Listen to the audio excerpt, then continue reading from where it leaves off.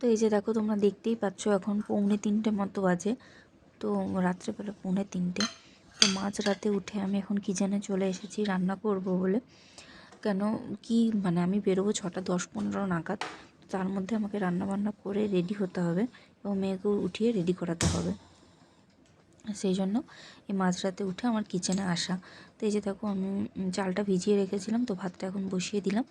আর এইদিকে একটুখানি গরম জলের মধ্যে ফুলকপিগুলোকে মানে ভিজতে দিয়েছি আর কি। তো এখন এই যে একটুখানি আলু ভাজা বানাবো, আর আমি ওইদিকে লুচি বানিয়ে নিয়েছি। এই সমস্ত কিছু রান্না প্যাকিং করে আমি সাথে করে নিয়ে যাব। আর এইদিকে আলু ভাজতে ভাজতে আমার ওইদিকে দেখো সমস্ত সবজি দিয়ে আর একটু সোয়াবিন দিয়ে মিক্স রাইস আমি বানিয়ে নিয়েছি, আর একটু মিক্স ভেজিটেবল ফ্রাইও করে নিয়েছিলাম। তো এই যে দেখো এখন আমরা রেডি হয়ে বেরিয়ে পড়লাম সকালবেলা। এখন ওই 6:10 এরকম বাজে, 10-15 মতো। আর এতটা সকালে বেরোবো, তো এবার টোটো পাবো কি পাবো না সেই জন্য আগে থেকে একটা টোটো আমরা বলে রেখেছিলাম। টোটোও টাইম মতো চলে এসেছে। এখন এই ট্রলি দুটোকে সুন্দরভাবে টোটোর মধ্যে সেট করে নেওয়া হচ্ছে, তো তারপর আমরা বসবো।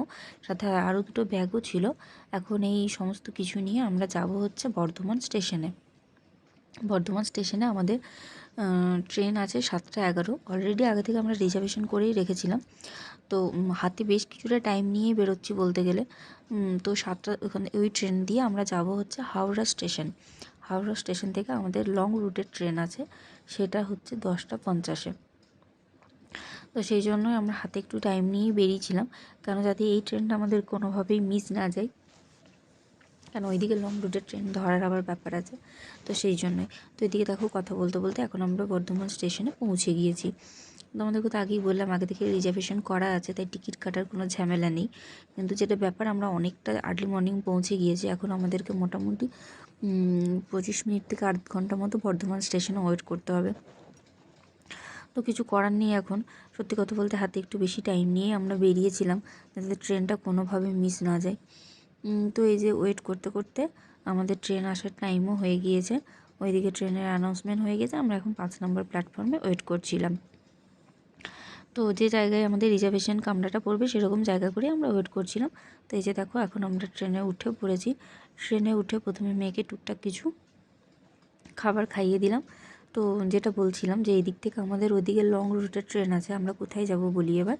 আমরা ওই দিক থেকে যে ট্রেনটা ধরবো সেটা হচ্ছে এসএমভিটি এসি এক্সপ্রেস। আমরা ওই ট্রেনটা ধরে যাব হচ্ছে এসএমভিটি স্টেশনে। তো এসএমভিটি স্টেশনে যাব কেন কি, সেখান থেকে আমরা যাব হচ্ছে ব্যাঙ্গালোরে। ব্যাঙ্গালোরে ভাইয়া থাকে, ভাইয়া মানে হচ্ছে আমার দেওর থাকে, তো ওদের বাড়িই যাব। তো ট্রেনে উঠে মেয়েকে টুকটাক টিফিন খাইয়ে দিয়েছিলাম। তো তারপরে আমি সত্যি বলতে একটু ঘুমিয়ে পড়েছিলাম। ওইদিকে বাবা মেয়ে কী করছিল আমি জানি না, গল্প গুজব। তো এদিকে আমি যখন আমার ঘুম ভাঙে তখন দেখি আমি হাওড়া স্টেশনের কাছাকাছি চলে এসেছি। ট্রেনটা হাওড়া স্টেশন ঢোকার আগে আউটারে বেশ কিছুক্ষণ দাঁড়িয়েছিল। তো তারপরে এই যে দেখো এখন হাওড়া স্টেশনে পৌঁছে গেছি। এখন ব্যাগগুলো সব ট্রলিগুলো আমার বর ট্রেন থেকে নামিয়ে নিল। ও তারপরে আমরা ওই লং রুটের ট্রেনটা যেদিকে আমরা উঠবো সেই দিকে আমরা ওয়েটিংয়ে এসে ওয়েট করছিলাম। এখানে এসে একটু টুকটাক টিফিন খাওয়া হলো। তো আমরা আগে থেকে দেখে রেখেছিলাম যে ওই ট্রেনটা 21 নম্বর প্ল্যাটফর্মের দিকে আসবে, তো সেই মুহূর্তেই আমরা বসেছিলাম। তারপরে ওখানে যখন অ্যানাউন্সমেন্ট হলো 21 নম্বর প্ল্যাটফর্মেই আসছে, তো এখন আমরা সেদিকেই যাচ্ছি। তো আমাদের কোচ নাম্বার ছিল A4। তো A4টা ছিল মানে আমরা যখন যাচ্ছিলাম তো A4টা খুব কাছাকাছিই ছিল, কিন্তু আমাদের ওই এসএমভিটিতে নামার পরে অনেকটা হাঁটতে হয়েছিল, যেহেতু তখন ওটা পিছন দিকে পড়ে যাচ্ছিলো। তো আমাদের 2 tier এসিতে টিকিট ছিল। তো এই যে দেখো কথা বলতে বলতে এইদিকে আমাদের ট্রেনও চলে এসেছে। আর আমরা ওই লোকেশনটাতেই দাঁড়িয়েছিলাম যেখানটাতে A4 কোচটা পড়বে। তো এই যে ওয়েট করছিলাম ওখানে দাঁড়িয়ে। তো এই ট্রেনটা চলেই এসেছে। এখন ট্রেনে উঠে সমস্ত কিছু ব্যাগপত্র সেট করে নেওয়া হচ্ছে, কারণ একদিনের জন্য এটাই আমাদের ঘর বাড়ি যা বলবে। আজকে 26 ফেব্রুয়ারি। তো 26 ফেব্রুয়ারি রাতটা তো ট্রেনেই কাটাতে হবে। এখন থেকে আবার 27 ফেব্রুয়ারি বিকেল 3:50 নাগাদ আমরা নামবো। তো এরপর যদি ট্রেন লেট করে সেটা তো পরের কথা। তো আমার মেয়েকে তোমরা দেখতে পাচ্ছ, সে ভীষণ মানে কি বলবো, মানে এত আনন্দ। প্রথম কথা কাকার বাড়ি যাচ্ছে, ভাইয়ের সাথে দেখা হবে। তার থেকেও বড় কথা হচ্ছে এই যে ট্রেনের মধ্যে রাত্রেবেলায় থাকবে, এতটা লং টাইম থাকবে, এইটা ওর প্রথম বলতে পারো একটা অভিজ্ঞতা হবে, অন্যরকম একটা অভিজ্ঞতা। তো যেটা প্রবলেম হয়েছিল কি বলো তো, আমাদের না দুটোই আপার বাথ পড়ে গিয়েছিল।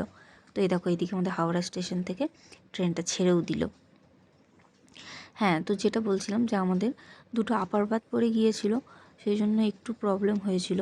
মেয়ের টিকিট কাটা হয়েছিল, কিন্তু মেয়ে যেহেতু একা থাকতে পারবে না সিটে, সেই জন্য ওর কোনো সিট আমরা নিইনি। তো যাই হোক, প্রথমে খুব একটা অসুবিধা হয়নি। লোয়ার বাথে মানে যারা ছিলেন ওনারা একটা গ্রুপে বেড়াতে যাচ্ছিলেন, তো গ্রুপের সাথেই বেশি টাইমটা ছিলেন।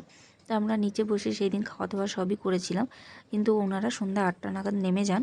তো তারপরে রাত্রি 11:30 নাগাদ অন্য যারা ট্রেনে উঠেছিলেন লোয়ার বার্থে, তো তারা পরের দিন মানে 27শে ফেব্রুয়ারি সকাল 11টা পর্যন্ত ছিলেন।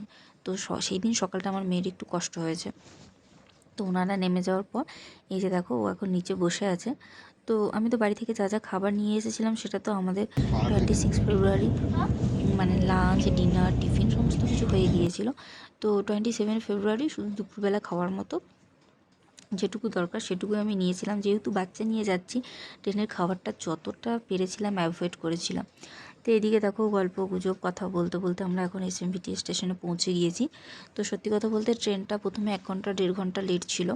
তারপরে মেকআপ দিতে দিতে মোটামুটি ওই 20 মিনিট মতো লেটে দাঁড়িয়েছিল।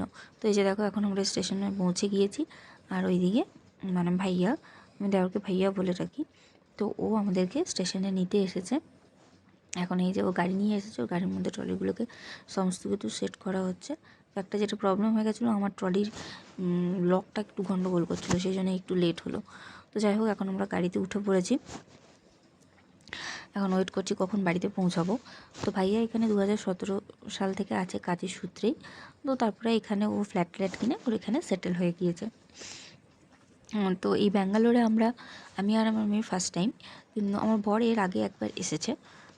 তো যাই হোক, ফার্স্ট টাইম বেশ ভালোই লাগছে। কিন্তু এখন শুধু একটাই কথা মনে হচ্ছে কখন বাড়ি যাব, বাড়ি পৌঁছাবো, দিয়ে ফ্রেশ হব। মানে আর ভালো লাগছে না।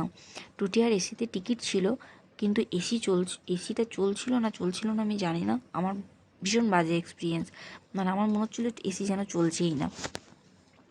তো যাই হোক, এদিকে কথা বলতে বলতে অনেকটা রাস্তা চলে এসেছি। তো স্টেশন থেকে ভাইয়া যেখানে থাকে, মানে ভাইয়ার ফ্ল্যাট, সেটাও হচ্ছে ওই 16 কিলোমিটার মতো। এদিকে দেখো কথা বলতে বলতে আমরা ওদের সোসাইটির মধ্যে পৌঁছেই গিয়েছি।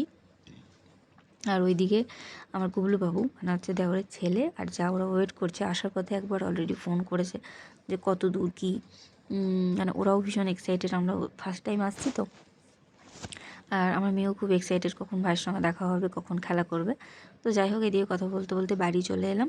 বাড়ি এসে স্নান ধান করে ফ্রেশ ট্রেশ হয়ে এখন দিদি আর ভাই এদিকে খেলতে বসেছে।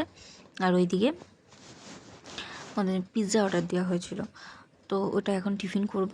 তো পিৎজাটাও চলে এসেছে, তো সেটা এখন খাওয়া হবে। আর ওইদিকে আমার দেওর আর বর গিয়েছে সিঙ্গারা আনতে, ওরা সিঙ্গারা মুড়ি খাবে।